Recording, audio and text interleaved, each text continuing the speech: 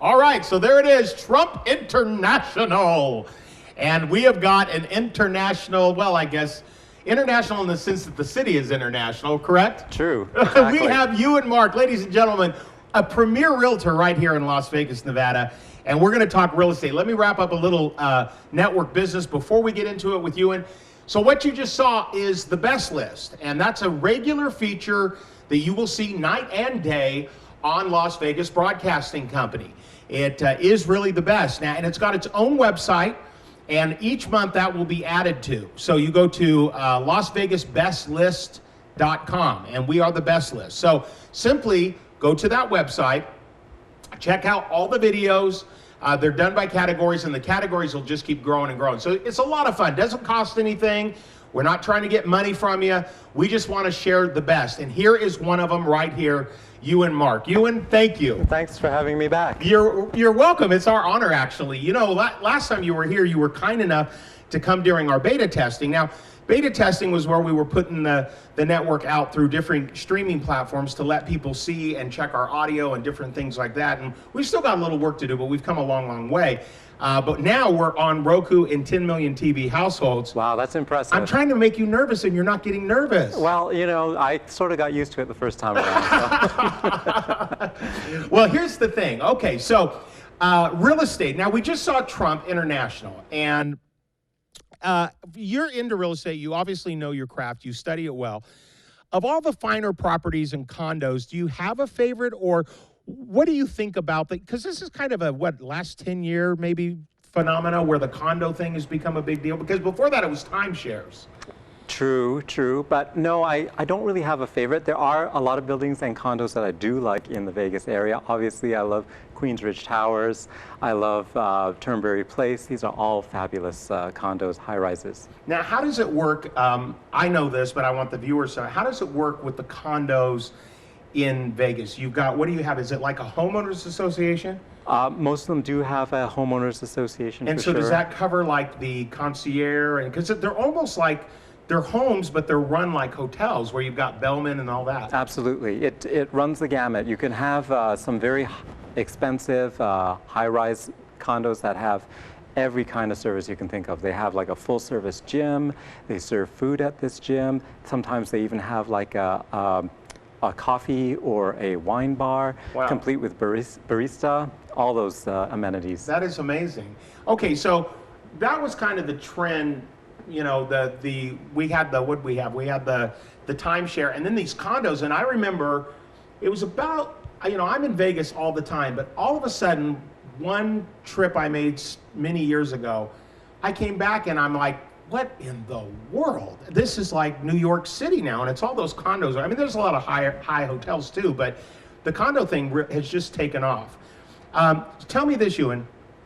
So we got those condos, but high-end people don't necessarily mean they have to live on the Strip. What are the other options if you're in that multi-million-dollar price range in the Vegas area? Oh, well, there's a lot of options for you. I mean, if you went out to Summerlin and you went out to the west, I mean, there are definitely some multi-million-dollar properties, gorgeous properties that are available to people who don't necessarily want to live on the Strip, but want to have the high life in Las Vegas. Do you find, and I don't know, maybe this is a crazy question, but do you find in Las Vegas that there are homes, be it condos or mansions or McMansions, the smaller mansions, do you find that there are homes that are designed for permanent residents versus the vacationer who wants a place? Are there places kind of tailored to different desires?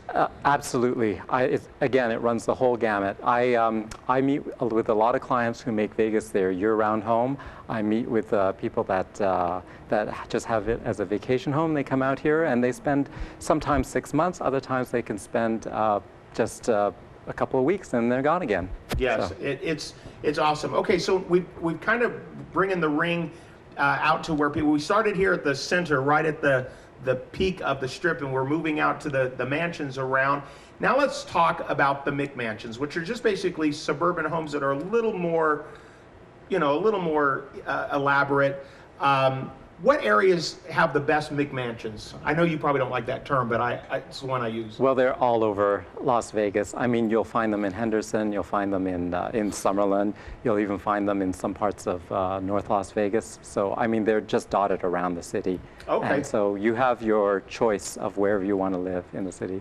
Okay, so follow us now. We're taking you on a virtual tour. It's awesome. We started at what? Condos on the Strip, to mansions, to McMansions. Now we've arrived at probably the most popular category in the real estate market out here, and I would say it's suburban homes, correct? Well, that's the vast majority of it. You know, didn't they do a thing a few years ago where they built the Simpson's house here in Vegas? Quite possibly. I don't know about that myself. Yes, but they actually did. They built the Simpson's house. One of the builders built it. They had a contest. You can actually go see it.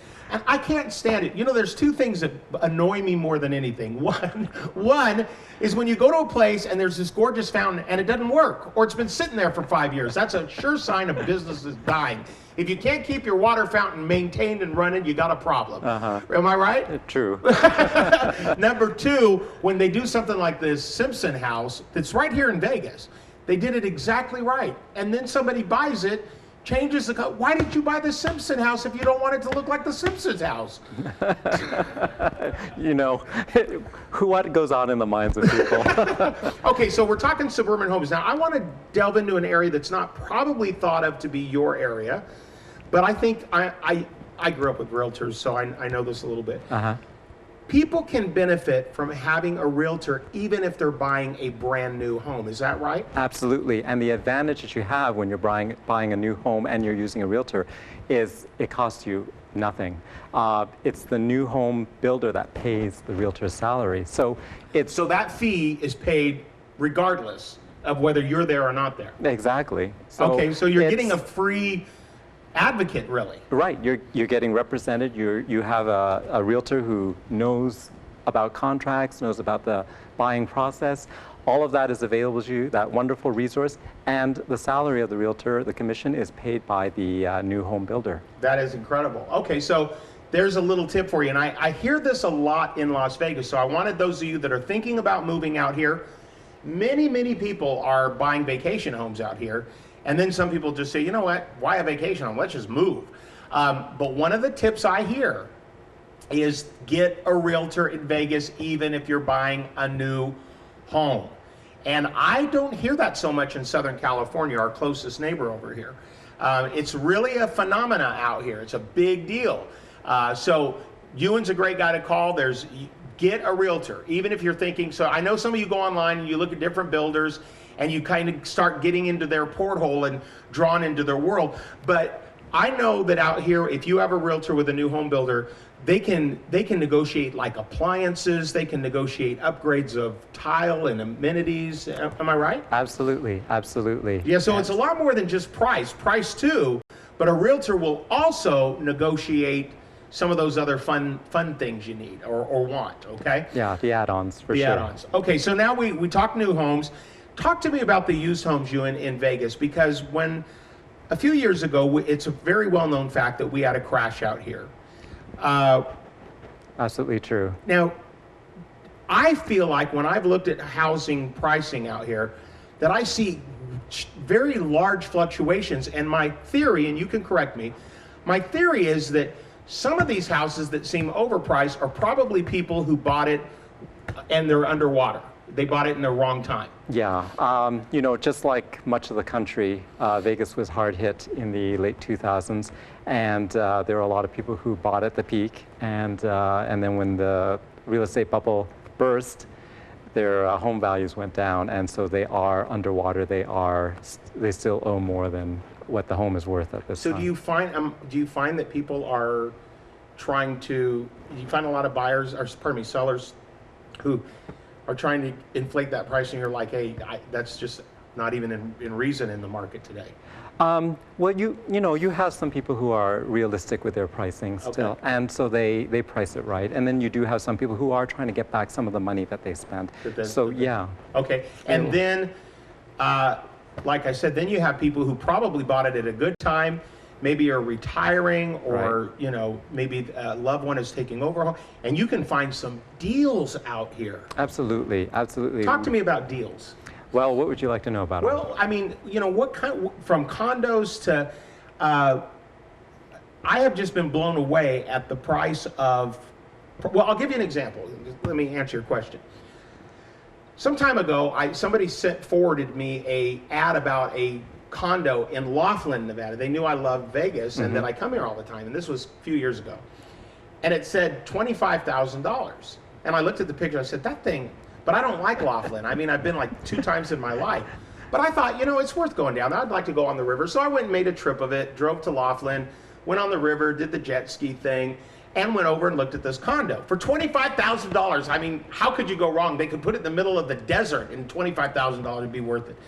Well, I went inside and it was gorgeous. I mean, it was a beautiful condo. The lady decorated like you would not believe. And I almost wrote her the check. I mean, I literally had my checkbook and I'm like, all of a sudden, it wasn't buyer's remorse, it was just, I don't like Laughlin. What am I doing?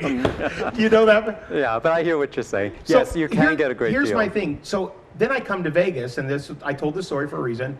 I come to Vegas, and I find something for like $35,000, not as decorated as nice, but it's still a nice little deal. There's deals here. Definitely, definitely. If I you didn't think buy about that it, one, by the way, but- you know, we are a major metropolitan area, and for a city that offers the world-class dining, shopping, and entertainment that we do, I mean, it is also very inexpensive to live. So what could you get for, you know, $50,000, $60,000, $70,000, and what kind of a condo maybe that's not in the greatest place, but still not bad, right? That's right, exactly. Okay. So then at 100 to 150, what kind of thing are we getting there at 100 and 150? You can get a very decent, smaller size home in maybe North Las Vegas and in maybe some of the Now, North more Las Vegas gets a classic- bad rap. Are there parts of it that are nice? Oh, absolutely, absolutely. There are definitely some parts of North Las Vegas that are very, very.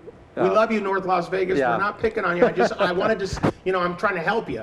So it's not the bad rap that people kind of, everybody's got to be, everybody has to have someone to pick on, and North Las Vegas gets picked on a lot. But Yeah. there are nice parts. Absolutely. There are very, very nice neighborhoods that are very family oriented in North Las Vegas as well. Okay, so that's at around the 100, 150 range. If we get up to the 250 range, what are we talking about in that price range? You can get a very, very decent family-sized home in the Northwest, in the Southwest area. Absolutely, you could. And in fact, right now, the hottest price point is around 200,000 or just a little bit less. Well, the one I want to end on is, we'll end on this note here. The price range, if somebody is living in a, let's just kind of take middle class America, and they want to get a deal out here in Vegas and up their game just a little bit.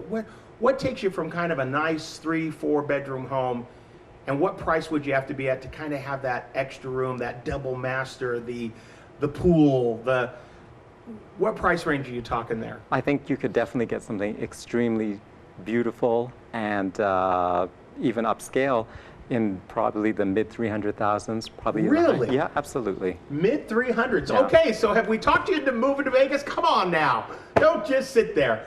Call Eiwin Mark, a good friend of the network. You'll be seeing a lot of pieces from him, and we actually worked with Eiwin on our production side of things. But since he, has been such a nice guy, we're just going to regularly feature him on the network, and we'll have him back. And thank you guys on Roku. We are so grateful. Every day the votes go up, and the numbers are crazy. We can see in real time bandwidth usage, and it's crazy. By the way, when ATN was on, we were like at the bottom of movies and TV. We got a lot of viewers, but we were not highly ranked. We launched Las Vegas Broadcasting as channel 502 out of 500 and something channels. And guess what?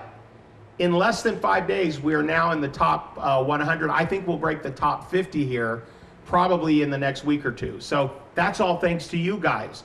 I will not be sitting here talking to you all day, every day, but once in a while, I'll pop in to give you a little network news.